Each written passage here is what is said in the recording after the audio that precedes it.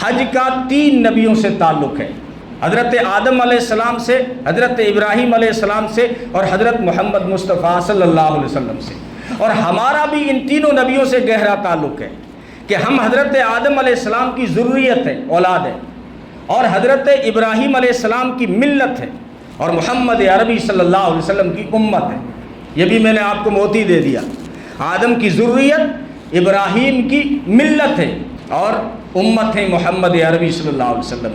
اور تینوں نبیوں سے ہمیں ایک بڑا پیغام ملا۔ آدم علیہ السلام سے ہمیں توبہ ملی، غلطی شیطان سے بھی ہوئی، غلطی آدم سے بھی ہوئی، لیکن آدمی نے، حضرت آدم علیہ السلام نے عاجزی، انکساری اور توبہ کی تو اللہ تعالیٰ نے جو ہے خلیفہ بنا دیا دھرتی پر، اور شیطان غلطی کرنے کے بعد اکڑ گیا، تکبر کیا تو اللہ نے اسے مردود قرار دیا۔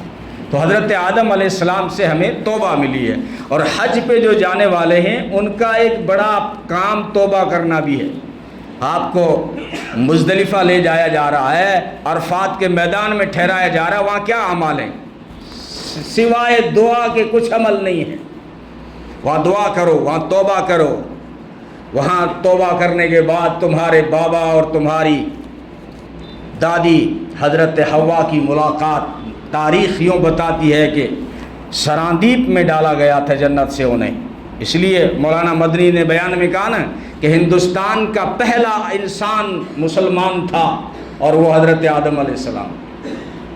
جب لوگوں نے کہا نا کہ بھائی گھر واپسی کر لو، گھر واپسی کر لو، کیونکہ ہم بہت ساری جو ابھی قومیں رہ رہی ہیں، ہم سب جو ہے کنورٹ ہیں، کوئی جاٹ سے کنورٹ ہوا، کوئی راجپوت سے کنورٹ ہوا، بلکہ جتنی قوموں سے میں ملا ہوں اکثر کا کہنا ہے کہ ہم سب راجپوت ہیں۔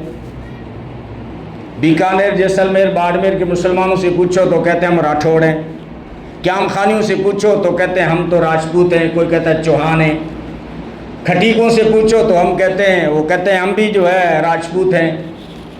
تو بہت ساری قومیں اپنے آپ کو راجپوت کہتے ہیں، اور تاریخ میں جاٹ سے بھی بہت سارے اسلام میں داخل ہوئے محمد بن قاسم کے ٹائم، تو کنورٹ شدہ ہیں اکثر۔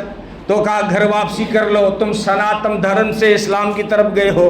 تو مولانا نے جواب دیا کہ اس دھرتی کا اور ہندوستان کا پہلا جو انسان تھا وہ مسلمان تھا، تم سب اس کی اولاد ہو، تو گھر واپسی تو تم کرو، اسلام میں آؤ تو گھر واپسی ہوگی، کیونکہ ہندوستان کا پہلا جو انسان تھا اس کا دھرم اسلام تھا، اور وہ حضرت آدم علیہ السلام تھے۔ سراندیپ میں اتارا گیا، لنکا دی، اب وہ سری لنکا میں ہے، لیکن سری لنکا ہندوستان میں تھا، اور حضرت حوا کو ڈال دیا وہاں جدہ کی طرف۔ اب یہ بہت سالوں کے بعد ملاقات ہوئی عرفات کے میدان میں، تو وہاں پر آپ کو ٹھہرایا جاتا ہے، اور محمد عربی صلی اللہ علیہ وسلم بھی ٹھہرے۔ ابراہیم علیہ السلام سے بڑی چیز ہمیں قربانی ملی، اور محمد عربی صلی اللہ علیہ وسلم سے بڑی چیز پوری زندگی ملی۔